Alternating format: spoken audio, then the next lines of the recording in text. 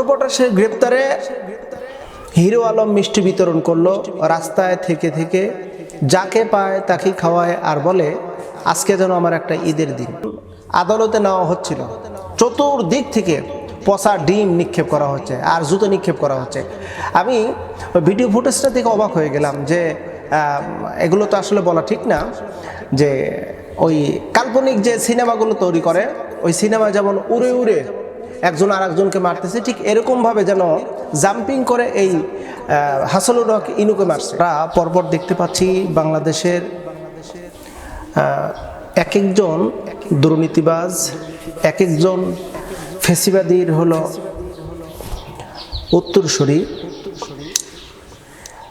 আমরা দেখতে পাচ্ছি বাংলাদেশের সাবেক যেই প্রধানমন্ত্রী ছিল, অবৈধ স্বৈরশাসক ফেসিবাদী খুনি শেখ হাসিনার যে মন্ত্রী পরিষদ ছিল, যে মন্ত্রী পরিষদ, অবৈধ মন্ত্রী পরিষদ যে গঠন করেছিল, তাদের এক একজনকে গ্রেপ্তার করা হচ্ছে। আর তাদের এক একজনের গ্রেপ্তারের মধ্যে বাংলাদেশের একটা যেন আনন্দর জোয়ার বইছে। আমরা একই দিনে যে ঘটনাটি দেখতে পারলাম যে কুমড়ো পটাশ, আপনারা হয়তো বা নাম জানেন, নাম হলো আরাফাত, তথ্য উপমন্ত্রী। এই কুমড়ো পটাশকে যখন গ্রেপ্তার করা হলো, আর হিরো আলম এই নামটা সবার চেনা জানা পরিচিত একজন ব্যক্তি, বগুড়ার, বডি ফিটনেস তেমন একটা নাই, কিন্তু তার কিন্তু মানে সাহস আছে, এবং সাহসের প্রশংসা না করলেই নয়। হিরো আলম আর এই কুমড়ো পটাশ এক জায়গায় কিন্তু নির্বাচন করে, এবং এই নির্বাচনে শোচনীয় পরাজয় বরণ করে এই কুমড়ো পটাশ, আর সেখানে হিরো আলম কিন্তু বিজয়ী হয়। কিন্তু জোরপূর্বকভাবে ঘোষণা আসে এই কুমড়ো পটাশ অর্থাৎ আরাফাতকে, আরাফাতের পক্ষেই বিজয় আসে, আর এই হিরো আলমকে বিজয় ঘোষণা দেওয়া হয় না। যাই হোক, কুমড়ো পটাশের গ্রেপ্তারে হিরো আলম মিষ্টি বিতরণ করলো রাস্তায় থেকে থেকে, যাকে পায় তাকে খাওয়ায় আর বলে আজকে যেন আমার একটা ঈদের দিন। একজন বডি ফিটনেস বিহীন মানুষ, আমি কিন্তু হ্যাঁ প্রতিপন্ন করে বলতেছি না, হিরো আলমের মতন একজন ব্যক্তি আরাফাতের তার গ্রেপ্তারে সে যদি এত খুশি হতে পারে, কারণ সে ছিল হলো ফেসিবাদীর দোসর, সে ছিল ফেসিবাদীর হলো অন্যায় রাহাজানি করার অন্যতম একজন বাহক। আমি বলবো আরাফাতের দ্বারা অসংখ্য দুর্নীতি বাংলাদেশে সংগঠিত হয়েছে। হিরো আলম অবশ্য প্রস্তুতি নিয়েছে, সে এই কুমড়ো পটাশের বিরুদ্ধে মামলা করবে।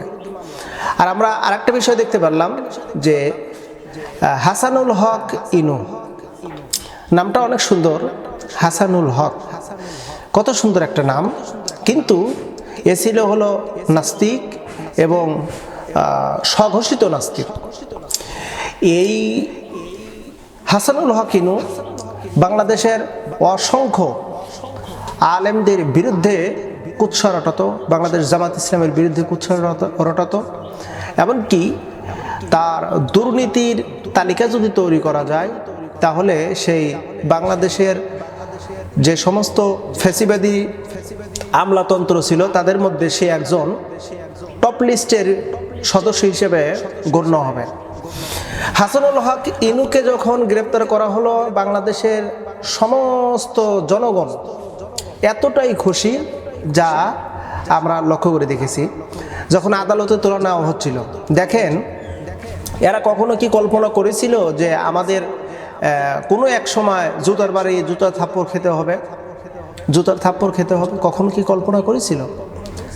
কখনো কল্পনা করেনি। ওরা মনে করছিল যে আমরা আমাদের জীবন, সারাটা জীবন এভাবে পরিচালনা করতে পারবো। কিন্তু পৃথিবীর ইতিহাস সাক্ষী, পৃথিবীর ইতিহাস বলতেছে যে আজ অবধি পর্যন্ত যারা দুর্নীতি করেছে, স্বৈরতন্ত্র করেছে, মানুষের উপর অন্যায় জুলুম নির্যাতন করেছে, যারা আইনের সুশাসন কায়েম করেনি, মানুষকে জোরপূর্বকভাবে তাদের স্বাধীনতা হরণ করা হয়েছে, তাদেরকে মিথ্যা মামলায় জেল, জুলুম, ফাঁসি ইত্যাদি ইত্যাদি কাজ করে পৃথিবীর ইতিহাসে আজ পর্যন্ত কেউ টিকে থাকতে পারেনি।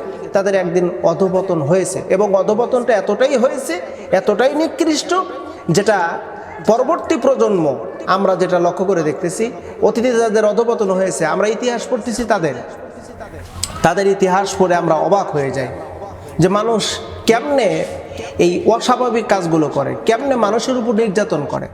হাসানুল হক ইনু, রাশেদ খান মেনন, আরাফাত, এই আমার দেশে যারা দেখতেছি যারা গ্রেপ্তার হলো, তাদের বিষয়ে আমরা দেখলাম। হাসানুল হক ইনুকে যখন আদালতে নেওয়া হচ্ছিল, চতুর্দিক থেকে পচা ডিম নিক্ষেপ করা হচ্ছে আর জুতো নিক্ষেপ করা হচ্ছে। আমি ভিডিও ফুটেজটা দেখে অবাক হয়ে গেলাম যে এগুলো তো আসলে বলা ঠিক না, যে ওই কাল্পনিক যে সিনেমাগুলো তৈরি করে, ওই সিনেমা যেমন উড়ে উড়ে একজন আর একজনকে মারতেছে, ঠিক এরকমভাবে যেন জাম্পিং করে এই হাসানুল হক ইনুকে মারছে। আমরা তার আগের দিন দেখলাম কালো মানিক, বিচারপতি মানিককে কিন্তু সিলেটে যখন আদালতে তোলা হচ্ছিল, আসলে জনগণ তাদের উপর কতটা ক্ষোভ, কতটা আক্রোশ, কারণ 16টা বছর তারা জুলুম নির্যাতন করেছে সাধারণ নিরীহ মানুষের উপরে, সাধারণ নিরীহ মানুষদের উপরে 16টা বছর নির্যাতন করেছে। এটা তারা সহ্য করতে পারতেছে না। মানে তাদের কাছে যদি ছেড়ে দেওয়া হতো, ওরা গণধুলাই দিয়ে মেরে ফেলতো। মানে এরকম একটা পরিবেশ কিন্তু বাংলাদেশে তৈরি হয়ে গেছে। মানে এরা যে পরিমাণ জুলুম করেছে, এই জুলুমের পাই টু পাই যদি হিসাব যদি দিতে চায় বা দেওয়া হয়, তাহলে এদের শরীর থেকে এক টুকরো টুকরো করে মাংস যদি কেটে দেওয়া হয়, তথাপিও শেষ হবে না। এতটা জুলুম করেছে। হাসানুল হক ইনুকে পচা ডিম এবং জুতার থাপ্পড়।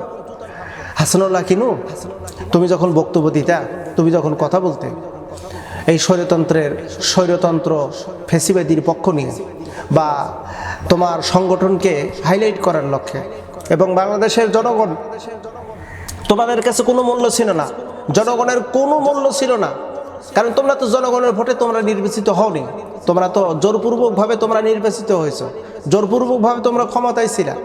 তোমরা জনগণের ভোটে যদি নির্বাচিত হতে, তাহলে তোমরা জনগণকে মূল্যায়ন করতে, জনগণের মনোভাব বুঝতে, জনগণের স্বাধীনতা তোমরা দিতে। কিন্তু তোমরা তো স্বাধীনভাবে জনগণের ভোটে নির্বাচিত হওনি, যার কারণে তোমাদের এই 16টা বছরের পর তোমাদের পতন হয়েছে। পৃথিবীর ইতিহাসে আজ পর্যন্ত কোনো দেশের, কোনো রাষ্ট্রের প্রধানমন্ত্রী বা রাষ্ট্রপ্রধান তার সংসদ সদস্য সহ পলাতক পতন হয়েছে, পৃথিবীর ইতিহাসে এরকম কোথাও নাই, যেটা তোমরা ঘটাইলে। আমরা এটা অবশ্য অনেক আগেই বলেছিলাম যে টুডে অর টুমোরো, আজ হোক অথবা কাল হোক, এই ফ্যাসিবাদীর পতন হবে। আর এমনটি পতন হবে, জাতি তাদেরকে ধিক্কার দেবে। পরবর্তী প্রজন্ম 100 বছর পর্যন্ত জাতি এদেরকে ঘৃণা করবে, এদের নাম বলতে ঘৃণা করবে। আজকে আমরা যখন রাস্তাঘাটে এখানে সেখানে বাজারে বিভিন্ন জায়গায় যাই, আওয়ামী লীগ শব্দটা বলতে মানুষ ঘৃণা করতেছে, আওয়ামী লীগের নেতাদের নাম বলতে ঘৃণা করতেছে। তোমরা কতটা নিকৃষ্ট কাজ করেছো, যার দরুন আজকে তোমাদের এই অবস্থা, আজকে তোমাদেরকে কারাবরণ করতে হচ্ছে। বিচারপতি কখনো কল্পনা করেনি আমি অন্যায়ভাবে বিচার করতেছি, আমারও বিচার একদিন হবে।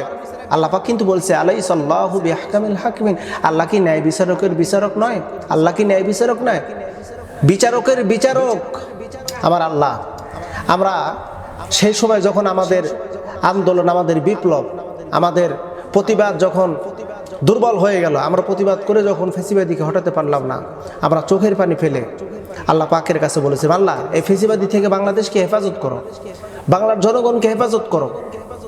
আল্লাহ পাক আমাদের মজলুমদের দোয়া কবুল করেছে, যার কারণে আজ এই ফ্যাসিবাদী স্বৈরতন্ত্র এর চেলাফেলা যে যেখানে আছে প্রত্যেককেই এর কারাভোগ, শাস্তি ভোগ করতে হচ্ছে।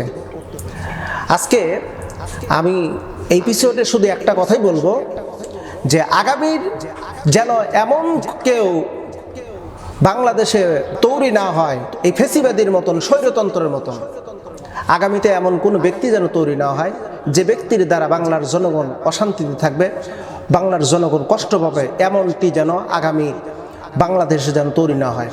আমরা চাই বাংলার জনগণের বাক স্বাধীনতা ফিরে আসুক, বাংলার জমিনের মানুষগুলো শান্তি, ন্যায়পরায়ণ এবং আইনের সুষ্ঠু বিচার যেন কায়েম হয়। আর আল্লাহ সুবহানাহু ওয়া তাআলার কাছে কামনা রাখি বাংলাদেশকে সকল প্রকারের ষড়যন্ত্র থেকে হেফাজত করুক। আমি